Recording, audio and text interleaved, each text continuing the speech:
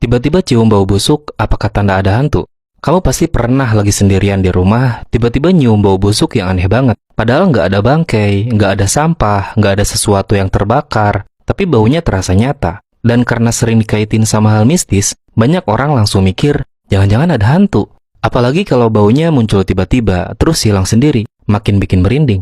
Tapi ternyata ada penjelasan ilmiah yang cukup menarik buat fenomena ini. Di dunia medis, ada kondisi yang disebut phantosmia, yaitu kondisi ketika seseorang mencium bau tertentu, padahal sebenarnya nggak ada sumber bau sama sekali. Jadi hidung kita itu seperti ditipu oleh otak. Dan yang paling menarik, bau yang paling sering dilaporkan justru bau gosong, bau busuk, bau amis, bau asap, bau bangkai, persis seperti bau-bau yang sering dikaitin sama hal mistis. Makanya, daripada tiba-tiba nyium bau aneh bikin overthinking, mending nyium aroma parfum yang jelas-jelas bikin nyaman. Cukup 3 semprot aja udah bikin kamu jadi pusat perhatian karena wanginya.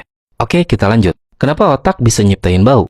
Normalnya, saat kita mencium sesuatu, partikel bau masuk ke hidung. Saraf penciuman mengirim sinyal ke otak. Otak menerjemahkan sinyal itu jadi aroma. Tapi pada phantosmia, otak bisa mengirim sinyal palsu. Hasilnya, kita merasa mencium bau yang sebenarnya nggak ada. Penyebab phantosmia bisa macam-macam. Kadang phantosmia muncul karena stres berlebihan, kurang tidur, kecemasan, migrain, infeksi sinus, bekas flu berat, bahkan terlalu fokus atau takut pada sesuatu. Misalnya, ada orang lagi sendirian malam-malam, pikirannya tegang, takut, dan suasana gelap, otak jadi lebih sensitif. Lalu muncul bau aneh sedikit aja, pikiran langsung menghubungkannya ke hal mistis. Kenapa phantosmia sering dikaitin sama hantu? Karena otak manusia suka mencari pola dan makna tertentu. Kalau dari kecil kita sering dengar, kalau ada bau busuk tiba-tiba, berarti ada hantu. Maka saat kejadian itu muncul, otak otomatis mengingat cerita itu, memicu rasa takut, membuat pengalaman terasa makin nyata. Akhirnya, ketakutan itu memperkuat sensasi yang kita rasakan. Tapi, bukan berarti semua cuma halusinasi. Kadang memang ada sumber bau nyata yang nggak kita sadari. Kabel panas, jamur, saluran mampet, hewan mati di plafon, atau bau lingkungan yang samar. Tapi karena muncul di waktu dan suasana tertentu, otak kita memberi cerita sendiri di balik bau itu.